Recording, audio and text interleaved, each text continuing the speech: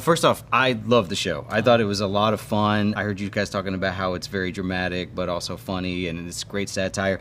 It's very much a character study, I think, that just happens to involve superpowers. Was that always the intention going into this, or did it evolve as you started writing the show? I think television is usually about character. That's why you come back to a series, because you still care about these people. Unlike a feature is about a singular story, and TV is always, to me, the best is always about character. So yes, when I first met with Destin and Marvel about this project, one of the wonderful things was they wanted to make a show that felt different.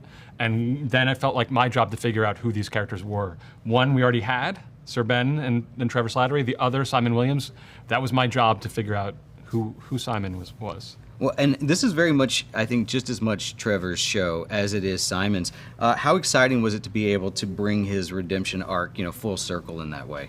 I think it's hilarious that Trevor Slattery is in another show. And that this character that began as such a seemingly shallow character has just gotten, the layers have just been peeled off, and he's becoming more and more complex. And it's so gratifying to have a whole season to really let you see every side of this really interesting weirdo. And he's, to me, I think he's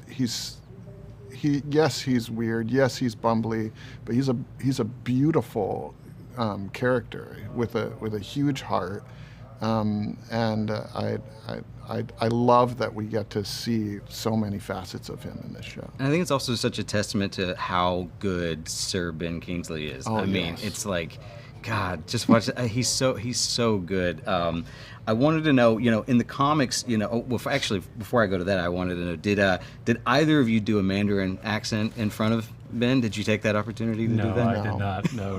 No. I wouldn't dare. In the comics, Wonder Man's a very prominent member of the Avengers. Did you guys look at this as a wholly self-contained story, or is there a desire to eventually connect him to the Avengers and bring him into the fold? I mean, I think Marvel's approach to this is let each project stand on its own, and if an audience connects with it, and if they connect with the character, then they can sort of figure out how to keep using them. I mean, you look at, as we just discussed, Trevor Slattery, maybe you thought he would be a one and done after Iron Man 3, but Destin was able to bring him into Shang-Chi and find a whole other facet to him. I was so thrilled to get to use that same character again, so hopefully people fall in love with Simon Williams and he can continue to live on. Destin, for Simon, he very much believes Wonder Man is the role of his lifetime, that his life is just sort of leading him there. I want to know, is directing Spider-Man like that for you? I think directing Spider-Man was one of the roles of a lifetime for me, yes. I try not to have such a stamp on a specific thing that's going to make it be the pinnacle of my career.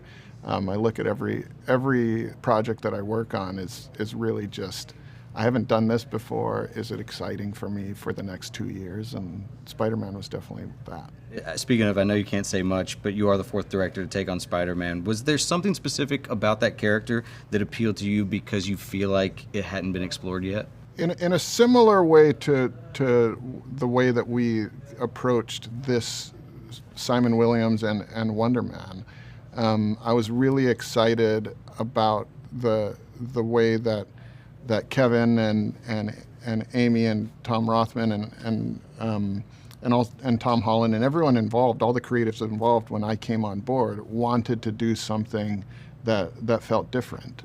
Of course, it's still the Spider-Man that everybody loves, but this is a new chapter in his life, and that tonal shift was something that was really exciting to me and felt really different, and it was an extremely gratifying experience.